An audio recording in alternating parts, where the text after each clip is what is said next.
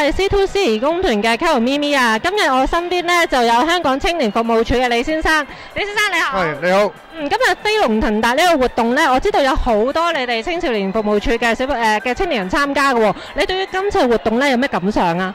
我覺得佢哋喺呢一次嘅活動裏邊咧表現好好。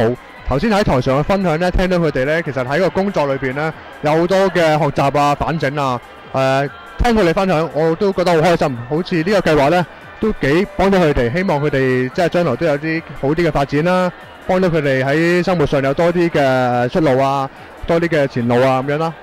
我都聽到咧，佢哋咧好正面啦，同埋都係一啲新世代嘅一啲新嘅工作態度啊，譬如做多啲啦，做到1.1啦，咁我覺得呢啲態度咧真係非常之好啦。咁另外咧，我哋 C2C 義工團咧亦都派咗2位嘅司儀咧去幫手今次嘅活動。其實李先生，你睇見佢哋嘅表現啦，你有冇啲咩評價咧？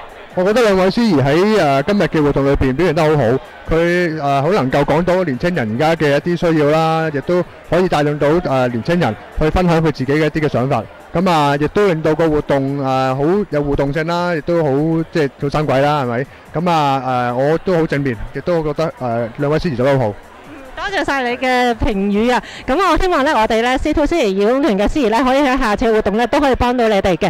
咁最後咧，希望咧喺鏡頭前面咧，亦都邀請你咧，為我哋呼籲多啲青少年朋友咧，多啲參與做義工呢個行列㗎。